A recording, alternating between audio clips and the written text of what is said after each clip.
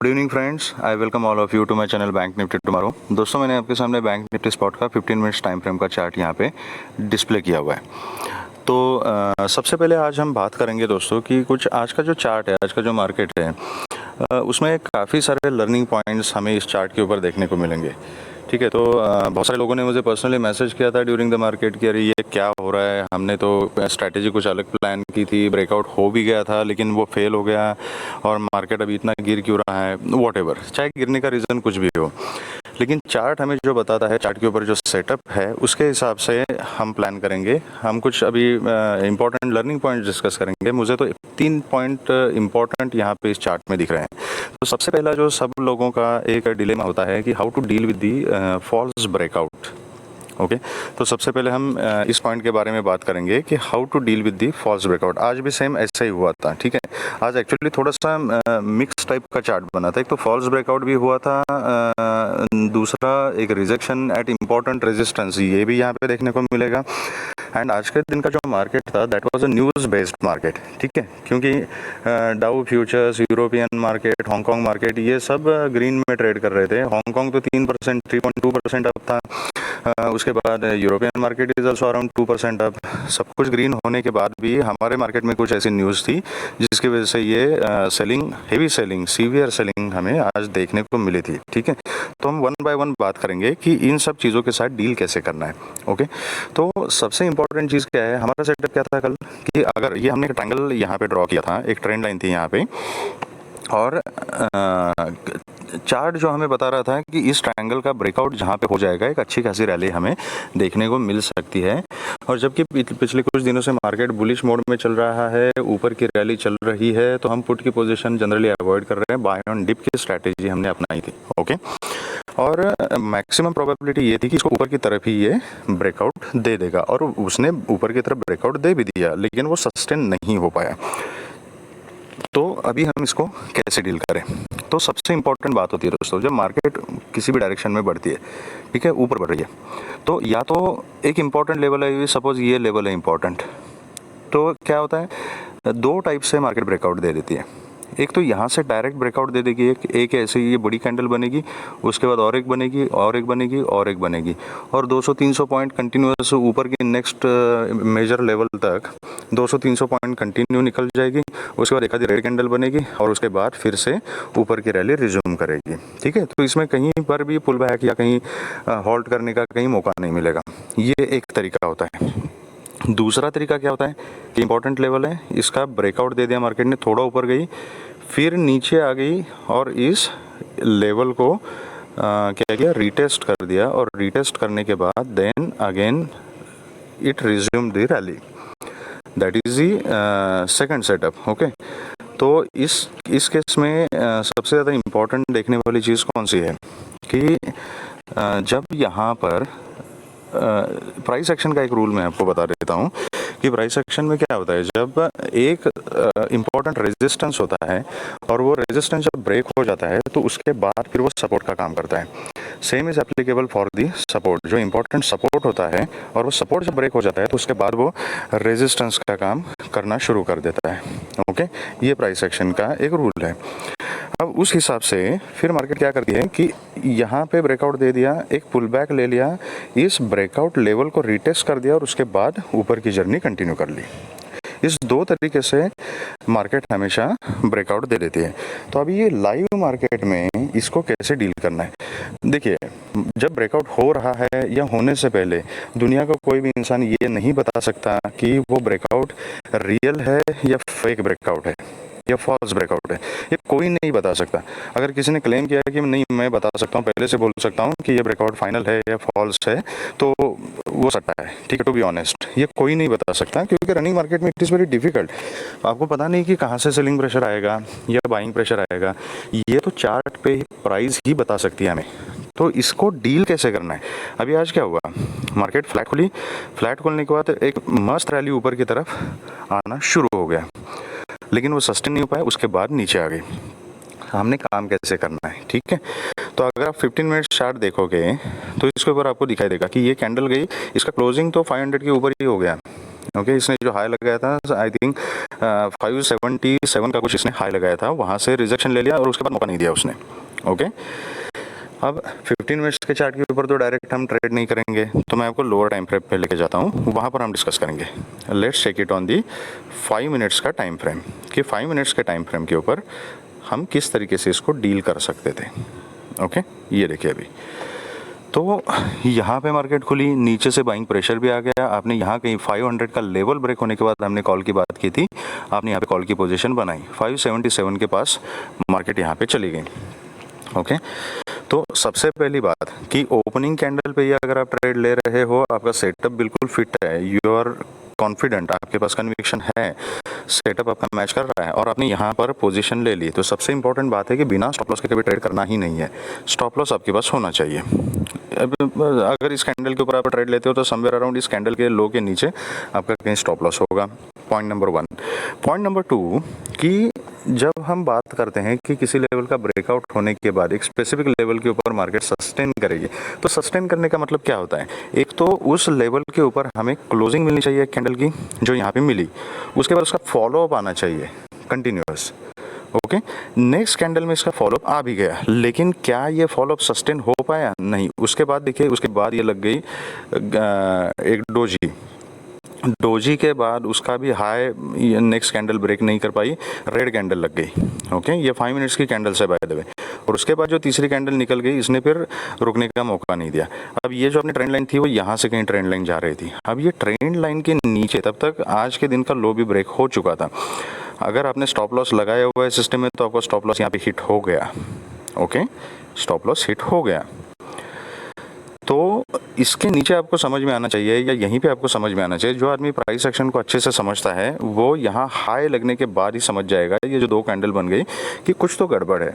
अगर इतनी important level का इसने अगर पक्का ब्रेकआउट मार्केट ने दे दिया है, तो मार्केट कम से कम, हमने जो नेक्स्ट लेवल का प्लान किया था 620 630 का लेवल हमने नेक्स्ट लेवल बोला था। पिछले कुछ दिनों से दोस्तों मैं आपको बता रहा हूँ, ये जो कंसोलिडेशन जोन है, इस कंसोलिडेशन जोन का जब ब्रेकआउट मिलेगा, उसका इंपॉर्टेंट लेवल है 43 600 630 का जो जोन है ना, ये लेवल सबसे इंपॉर्टेंट है। इसके ऊपर जाने के बाद ही हम बोल सकते हैं कि बैंक निफ्टी थोड़ी सी बुलिश हो चुकी है। जब तक इस लेवल के ऊपर नहीं जाएगी, तब तक ये कंसोलिडेशन जोन में ही रहेगी। ये हमारी क्लियर कट 2-3 बार बात हो चुकी थी, तो इसीलिए this is how these important levels work. अभी जब 577 से ही उसने रिजेक्शन लेना शुरू कर दिया, तो जो आदमी प्राइस एक्शन को समझता है वो वहीं पे भाप लेगा कि यार मार्केट का मूड कुछ अलग है, मार्केट ऊपर जाने से मना कर रही है, यहाँ पे रिजेक्शन यहीं पे आ रहा है, 600 टच करने से पहले रिजेक्शन आ रहा है। तो या तो आप वहाँ पर अपना पूरा का पूरा जो छोटा मोटा जो प्रॉफिट है उसको आप बुक कर सकते हैं, then you can wait. Market कहीं नहीं जा रही है, 6 घंटे मार्केट चलेगी, दूसरे दिन फिर खुलेगी। अगर ये एक आधा 100-150 पॉइंट छूट जाते हैं तो कोई दिक्कत नहीं, कोई समस्या नहीं है, फिर से पुल बैक आएगा, उसमें बाय कर सकते हो। ओके, तो यहाँ पर आपने अपना जो क्वांटिटी है वो बुक करना चाहिए, एटलीस्ट 80% तो बुक करना चाहिए। ओके, चलो नहीं क्या आपने चांस ले लिया, ठीक है यहाँ पे आएगी और फिर से रिज्यूम करेगी, तो दूसरा तरीका मैंने क्या बोला था आपको कि ब्रेकआउट लेवल का रीटेस्ट करके मार्केट ने ऊपर जाना चाहिए, अगर वो ब्रेकआउट सक्सेसफुल ब्रेकआउट है तो। लेकिन क्या मार्केट ने ऐसा किया? नहीं किया, इस लेवल के अंदर आ गई। जब ये 500 के अंदर फिर से आ गई, तो उस समय आपको ये समझ में आना चाहिए कि ये ब्रेकआउट जो था, it was a false breakout. अगर रियल ब्रेकआउट होता तो अभी तक 600 को क्रॉस करके चली जाती, या तो 500 को रिटेस्ट करके 480 500 को रिटेस्ट करके फिर ऊपर की तरफ रिज्यूम हो जाती। लेकिन ऐसा नहीं कर रही है बैंक निफ्टी, तो इसका मतलब इसके अंदर आने के बाद it is a fake breakout. That was the first indication given by the chart.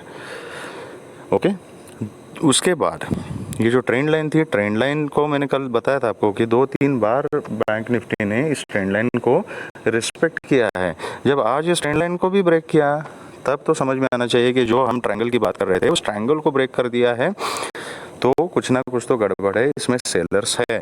तो एटलीस्ट यहाँ पर एक अपना नो प्रॉफिट नो लॉस या बेयर मिनिमम लॉस जो भी है, उसको बुक करके आपने बाहर निकलना है। अगर आपका सिस्टम में स्टॉप लॉस है तो स्टॉप लॉस यहाँ पे हिट हो जाता, जैसे स्टॉप लॉस हिट हो जाता है तो चॉइस आपके पास है, या तो ट्रेडिंग आप क्लोज कर सकते हो, बिल्कुल एक स्टॉप लॉस ले लिया, बेयर मिनिमम लॉस ले लिया, I have to manage my risk, मैं ट्रेडिंग क्लोज कर रहा हूँ। या दूसरा ऑप्शन होता है कि और एक चांस लेते हैं कुछ लोग, एक स्टॉप लॉस हिट हो गया, ठीक है, इमीडिएटली अपनी पोजीशन रिवर्स कर दो, अगर कॉल में बैठे हो तो उसको पुट में कन्वर्ट करो एंड फिर नीचे का टारगेट कवर करो और अपना लॉस रिकवर करो। ये एक तरीका होता है, ठीक है, वो बात की बात है। लेकिन मेन इंपॉर्टेंट पॉइंट यहाँ पे सीखने जैसा क्या है कि सेफ ट्रेडर जो है वो ब्रेकआउट लेवल का वेट कर सकता है। ये पुल बैक आने के बाद अगर ये रीटेस्ट सक्सेसफुल हो जाता है तो रीटेस्ट के ऊपर यहाँ पर आप दोबारा अपनी एंट्री बना सकते हैं कॉल में। ओके, एक मिनट, ये मेरे नेटवर्क के साथ कुछ गड़बड़ शुरू हो गई। हाँ ओके, आ गया। तो ये एक तरीका होता है। लेकिन कुछ लोग बोलेंगे कि इस कंडीशन में क्या होता है, जब डायरेक्ट ब्रेकआउट हो जाएगा 300-400 पॉइंट की रैली जब आ जाती है तो रैली छूट जाती है फिर। तो सबसे बेस्ट तरीका मैं बताता हूँ, जो मैं खुद हमेशा करता हूँ, आज भी मैंने किया था, कि जब आप इस तरीके से जब ब्रेकआउट से पहले आप ट्रेड ले रहे हो एंटिसिपेट करके एंड प्राइस एक्शन को देखते हुए कि ब्रेकआउट हो जाएगा, तो बेयर मिनिमम क्वांटिटी, चाहे वो एक लॉट ही क्यों ना हो, बेयर मिनिमम क्वांटिटी जितना लॉस आप झेल सकते हो उतनी क्वांटिटी में यहाँ पे एंट्री कीजिए आप। ओके, अगर वो ब्रेकआउट सस्टेन हो जाता है, फिर से रीटेस्ट के लिए आ जाता है, रीटेस्ट अगर हो जाता है तो यहाँ पे क्वांटिटी आप ऐड कर सकते हो। ये एक तरीका होता है।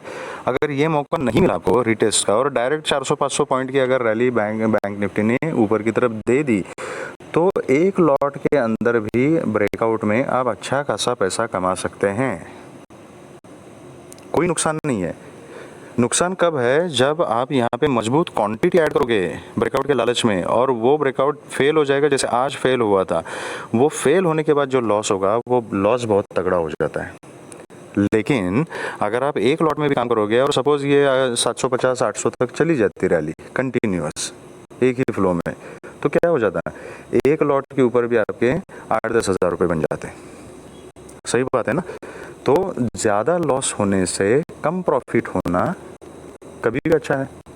At least you are taking something back home, that is important. तो अगर ये रैली मिस नहीं करना चाहते हो तो आप बेयर मिनिमम क्वांटिटी में काम कीजिए, कम क्वांटिटी में भी अच्छा खासा प्रॉफिट बन सकता है। और इसका सबसे बड़ा एडवांटेज क्या है कि जब वो ब्रेकआउट फेल हो जाता है ना, तो आपका जो लॉस होगा वो बहुत ही बेयर मिनिमम लॉस होगा। पोजीशन रिवर्स करने के बाद वो इमीडिएटली लॉस आपका रिकवर भी हो सकता है। तो it is a very safe strategy, आप इसके बारे में सोच के देख सकते हो। अदर देन दैट कोई भी दुनिया में ऐसा इंडिकेटर नहीं है, कोई भी सेटअप नहीं है जो रियल और फेक ब्रेकआउट के बीच में डिफरेंशिएट कर सके। इसका तरीका एक ही है पहचानने का, या तो कंटिन्यूस रैली में ब्रेकआउट मिल जाए ऊपर, या तो फिर ब्रेकआउट लेवल का रिटेस्ट करने के लिए जब मार्केट आ जाए उस समय कंफर्मेशन हो जाता है कि ये ब्रेकआउट सक्सेसफुल था, क्योंकि जो पहले रेजिस्टेंस था वो बाद में सपोर्ट का काम करेगा। अगर वो सपोर्ट की तरह काम कर रहा है तो इसका मतलब ब्रेकआउट इज सक्सेसफुल और अब ऊपर की रैली जो है वो शुरू होने जा रही है। तो उसको ट्रेड करने का तरीका मैंने आपको बताया। ओके, अब दूसरी चीज़, जो दूसरा पॉइंट मैं बता रहा था कि इंपॉर्टेंट लेवल, अभी 620 जो है दैट इज़ इम्पॉर्टेंट लेवल। अब इस लेवल पे रिजेक्शन मिलने की बात है। मैंने आपको बहुत बार बताया हुआ है कि कोई जब इंपॉर्टेंट लेवल हम 620, 630 ऐसा जब मार्क करते हैं तो वो एक स्पेसिफिक एग्जैक्ट एक्यूरेट लेवल नहीं होता, वो एक 20-30 पॉइंट का जोन होता है। ओके, 20-30 पॉइंट का जोन होता है। तो जनरली अगर आप बैंक निफ्टी को डेली ऑब्जर्व करते हो ना, तो आप समझ जाओगे कि बैंक निफ्टी इंडेक्स में जो 80, 30 ये जो जोन है, उसके बाद जो साइकोलॉजिकल लेवल्स है, ये लेवल्स बहुत इंपॉर्टेंट होते हैं। ये 20-30-40 पॉइंट के जोन होते हैं। तो जनरली 80 से लेकर 30 तक का एक 40 पॉइंट का जोन बन जाता है, 40-50 पॉइंट का। तो यहाँ पर अगर हम बात करें तो ये 480 से लेके 580 से लेके 620, 630 तक का ये जोन बन जाता है, which is a resistance zone. अब आपको बताइए, ये हमारा फर्स्ट टारगेट था बाय द वे, ठीक है। 620 हमने क्या किया था, 500 को ब्रेकआउट कर दिया बैंक निफ्टी, तो 620 तक का हमारा फर्स्ट टारगेट रहेगा। इसका मतलब है 580 से 620 तक का जो जोन है, उस जोन में हमें हमारा टारगेट मिल सकता है। ओके, अब जब 580 के आसपास बैंक निफ्टी गई, 580 के क्रॉस भी नहीं किया, 75 से रिजेक्शन ले लिया, तो जब वापस आ रही है, ओके, अब यहाँ पे कैंडल्स गिनी है, ये कैंडल, उसके बाद ये इतनी तगड़ी 2 कैंडल बुलिश कैंडल थी, लेकिन अगर ये रैली कंटिन्यू होनी थी तो फिर ये डोजी का मतलब नहीं था। ठीक है, चलो बीच में थोड़ी सी प्रॉफिट बुकिंग वगैरह हो जाती है, ऊपर नीचे फ्लक्चुएशंस रहते ही है, उसके बाद जो रेड कैंडल लग गई, इसका भी रीज़न नहीं था। इससे क्या समझ में आता है कि बायर्स यहाँ पे कमज़ोर हो चुके हैं और यहाँ पे सेलर्स आ चुके हैं। ओके, ये इंपॉर्टेंट इंडिकेशन है। अगर रैली कंटिन्यू करनी है, दबा के अगर ब्रेकआउट देना है बैंक निफ्टी को, तो यहाँ पे बायर्स सेलर्स को कोई चांस नहीं मिलेगा, यहाँ पे बायर्स ही बायर्स मिलेंगे। ये कैंडल अगर फ्लक्चुएट होती भी है तो नीचे आ जाएगी, फिर से उसको बायर्स ऊपर लेके चले जाएंगे। लेकिन यहाँ पे ऐसा नहीं हुआ। इसका मतलब क्या है कि जब ये 75 पे बैंक निफ्टी ने रिजेक्शन ले लिया, वहाँ से फिर से जब 30-40 पॉइंट बैंक निफ्टी नीचे आ रही है, तो फिर हमारे समझ में आना चाहिए कि ऊपर रिजेक्शन हो रहा है, रिजेक्शन मिल रहा है। मतलब 600 का जो लेवल है, उस रेजिस्टेंस को बैंक निफ्टी क्लियर नहीं कर पा रहा है, तो कुछ ना कुछ तो गड़बड़ है यहाँ पे। ठीक है, तो ये कुछ लर्निंग वाली चीज़ें होती है प्राइस एक्शन की, जो धीरे धीरे समझ में आती रहेंगी। इसके लिए एक ही ऑप्शन होता है कि मैक्सिमम चार्ट्स देखिए, प्रैक्टिस कीजिए, ऑब्जर्व कीजिए। और जब तक उतना कॉन्फिडेंस और एक्सपीरियंस नहीं आता, तो सबसे इंपॉर्टेंट होता है पोजीशन साइजिंग। जितना लॉस आप ले सकते हो, झेल सकते हो, बेयर मिनिमम क्वांटिटी में ही आपने ट्रेड करना है। तब ये सब चीज़ें सीखने का, आजमाने का आपको मौका मिलेगा। अगर आप 50 लॉट यहाँ पे डालोगे, तो एक सेकंड में आपका जो लॉस है वो 25-30 हज़ार का लॉस आपको दिखना शुरू हो जाएगा। ठीक है, तो इतनी ज़्यादा क्वांटिटी में आप कोई ट्रेड होल्ड नहीं कर पाओगे, कोई सेटअप के बारे में सोच नहीं पाओगे। वहाँ पर आपका ध्यान सिर्फ वो रेड में दिख रहा है या ग्रीन में दिख रहा है, और कितना रेड और कितना ग्रीन है उसी के ऊपर लगा रहेगा। बाकी चीज़ें आप तभी सोच सकते हो आपका अगर पोजीशन साइजिंग कम है। जो पोजीशन लेने के बाद आपका बीपी हाई हो जाएगा, आपको डर लगेगा, आप समझ लेना कि आपका पोजीशन साइजिंग ठीक नहीं है। ओके, तो ये सब चीज़ों का आप ध्यान रखिएगा। तीसरा इंपॉर्टेंट पॉइंट मैं यहाँ पे इंडिकेट करना चाहता हूँ आपको, that is news based market. उसके साथ कैसे डील करना है, क्योंकि हम में से हर एक आदमी तो कंटिन्यूस टीवी के सामने नहीं बैठा है। हमें नहीं पता कि कौन सा न्यूज़ डिक्लेयर हो रहा है। काफ़ी सारे न्यूज़ होते हैं वो मीडिया में डिक्लेयर होने से पहले ही बड़े लोगों को पता चल जाते हैं, और उसका इम्पैक्ट हमें मार्केट में देखने को मिलता है।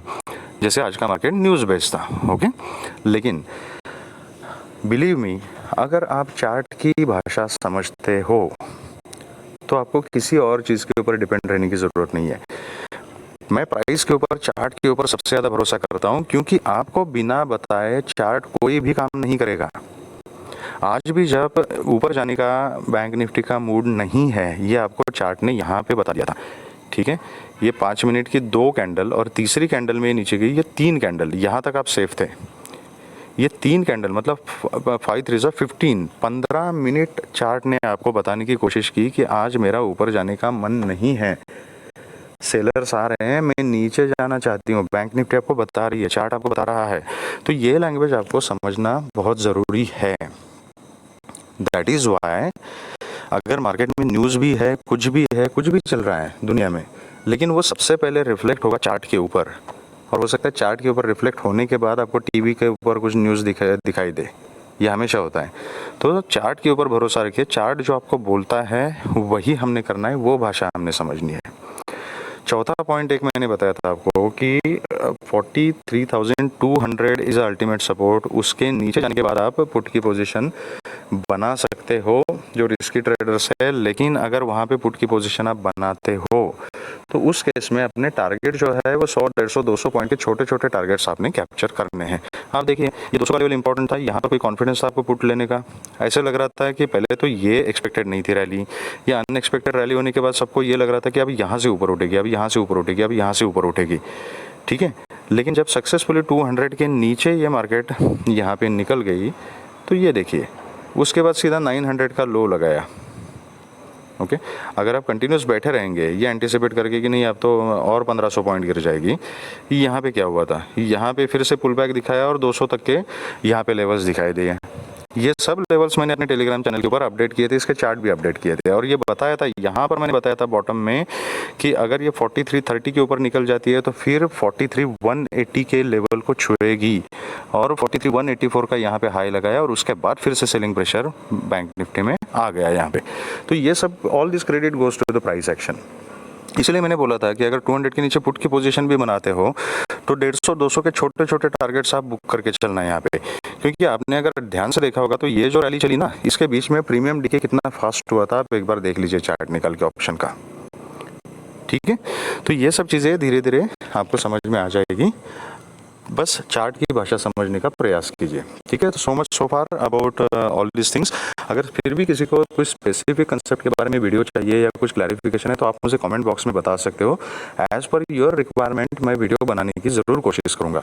मेरी कोशिश ये है कि जितना मुझे छोटा थोड़ा बहुत आता है, थोड़ा बहुत जो एक्सपीरियंस है, जो चार्ट रीड करता हूँ, वो चीज़ें मैं लोगों को बता पाऊँ। That is the only aim. तो अगर आपको कोई स्पेसिफिक वीडियो चाहिए, कुछ आपको जानना है, क्लैरिफिकेशन है, अगर मुझे पता है तो डेफिनेटली मैं उसके ऊपर वीडियो बनाने की कोशिश करूँगा, ठीक है। तो चलिए अब बात करते हैं कि कल का सेटअप हमारा क्या रहेगा और हमने किस तरीके से काम करना है। तो दोस्तों ये यहाँ पर अगर आप देखोगे तो पहली बात तो ये है, मैं बताना चाहूँगा कि ये still it is in consolidation zone. मैंने टेलीग्राम चैनल पे भी ये अपडेट किया था कि still it is in consolidation zone. कल एक्सपायरी का दिन है। आई होप किसी ने पोजीशन कैरी नहीं की है बस आज की ये रैली देखने के बाद, क्योंकि कल एक्सपायरी का दिन है। प्रीमियम डीके बहुत फास्ट होगा, मार्केट वोलेटाइल होगी, स्पेशली आज के ये सेलिंग के बाद। तो बहुत ही ध्यान दे के काम करना है कल मार्केट में। कहीं वो ज़ीरो हीरो के चक्कर में अपना कैपिटल ज़ीरो मत कर लेना, ठीक है। तो बहुत कॉशियस के साथ काम करना है, कॉशन के साथ काम करना है और सेटअप पे काम करना है। तो जैसा मैंने टेलीग्राम पे भी बोला था, 42,830 का जो लेवल है ना, that is a lower edge of this consolidation zone, जिसको आज मार्केट ने दूसरी बार टेस्ट किया यहाँ पे, ठीक है। अगर कल बैंक निफ्टी, अब ये जो रेंज है 830 से 200, टू बी ऑनेस्ट ये नो ट्रेडिंग जोन है, ठीक है।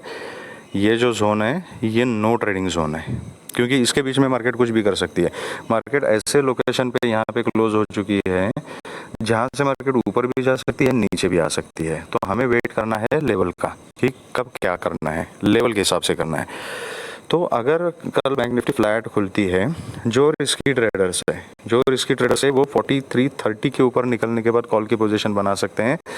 लेकिन इमीडिएट रेजिस्टेंस इज 43,180 से लेके 43,220 का जो जोन है, दिस इज इंपॉर्टेंट रेजिस्टेंस। अगर आप 43 के ऊपर कॉल की पोजीशन बना रहे हो तो it will be a scalping trade.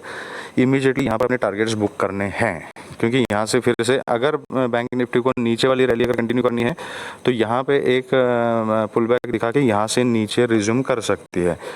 तो अगर कॉल की पोजीशन 43 पे बना रहे हो आप तो 200 के आसपास टारगेट बुक करना है। जो सेफ ट्रेडर्स है वो कॉल के बारे में 200 के ऊपर ही सोचे तो अच्छा है, क्योंकि दिस इज़ इंपॉर्टेंट लेवल। अगर फिर से 200 के ऊपर निकल जाती है तो फिर ऊपर जाने का कोई स्कोप है। और अगर 200 के ऊपर क्लोजिंग देती है, सस्टेन हो जाती है, तो उसके बाद फिर आपको 43, 380, 480 एंड 580 ये टारगेट्स देखने को मिल सकते हैं ऊपर की तरफ, अगर 200 के ऊपर ट्रेड करना शुरू करती है तो। ये एक पॉइंट। अब ये यहाँ पर एक डब्ल्यू टाइप का एक पैटर्न बनाते बनाते यहाँ पे बैंक निफ्टी क्लोज हुई है। अगर ये डब्ल्यू 200 के ऊपर अगर निकल जाती है तो उस केस में ये डब्ल्यू सक्सेसफुल हो जाएगा, फिर ऊपर 500 तक तो मार्केट जा सकती है। तो इसलिए 200 कल के दिन बहुत ही ज़्यादा इंपॉर्टेंट लेवल है, ओके। अब दूसरी चीज़, अगर फ्लैट खोल के नीचे आती है, इमीडिएटली पुट की पोजीशन नहीं बनानी है, वेट करना है कि 42,830, 800 के आसपास बैंक निफ्टी क्या कर रही है। अगर यहाँ पे सपोर्ट लेती है और 43 के ऊपर निकल जाती है, फिर से इसको रीटेस्ट करके पुल बैक देके 43 के ऊपर निकल जाती है, तो फिर आप कॉल के बारे में सोच सकते हो। लेकिन अगर 830 को ब्रेक करती है, 42,830 के नीचे एक 5 मिनट्स के कैंडल का क्लोजिंग अगर आपको मिलता है तो definitely you can go for a put, और नीचे फिर 42,400 तक के टारगेट्स भी आपको देखने को मिल सकते हैं। प्राइस एक्शन देखते हुए काम करना है। हर 150-200 पॉइंट पे इंपॉर्टेंट लेवल है, ठीक है। जो अगर 830 क्रॉस करती है तो फिर नेक्स्ट टारगेट आपको मिलेगा 730 का, देन 650, 630 का जोन है, this is second target, then 500 is the third target and 400 will be the last target. उसके नीचे मैं कल के दिन तो एटलीस्ट नहीं देख रहा हूँ, क्योंकि 42,500 and 42,400 these also are important supports, okay. तो इस तरीके से हमने काम करना है। अगर Bank Nifty gap up open हो जाती है और 43,200 के ऊपर गैप अप ओपन हो जाती है, definitely will think about call with a very strict stop loss. ऊपर के टारगेट्स आपके सेम रहेंगे, ओके। अगर गैप अप 200 के ऊपर खुलने के बाद अगर नीचे आती है फिर से, तो then avoid till 830। I would say this is a no trading zone, then avoid till 8:30। 8:30 पे देख लीजिए क्या सिनेरियो बन रहा है। यहाँ पे बाइंग का सिनेरियो बन रहा है तो बाइंग कर सकते हो। 8:30 ब्रेकआउट होने के बाद कोई भी कॉल की पोजीशन नहीं बनानी है, फिर पुट के बारे में सोचना है। अगर गैप डाउन खुलती है और 42,830 के नीचे अगर खुलती है, definitely will think about put. लेकिन प्राइस एक्शन देखना है, एक पुलबैक का वेट करना है, एक स्विंग का वेट करना है, देखना है कि रिजेक्शन कहाँ ले रही है। फिर से अगर 800, 830, 850 को अगर रिटेस्ट करती है, यहाँ पे अगर रिजेक्शन मिलता है तो यहाँ पे आप पुट की पोजीशन बना सकते हो और नीचे के टारगेट्स हमारे सेम रहेंगे। तो ये रहा हमारा सेटअप कल के लिए दोस्तों। अगर लाइव मार्केट में आपको चार्ट लेवल्स अपडेट चाहिए तो आप मेरे टेलीग्राम चैनल से जुड़ सकते हो, जिसका लिंक मैंने डिस्क्रिप्शन बॉक्स में दिया हुआ है।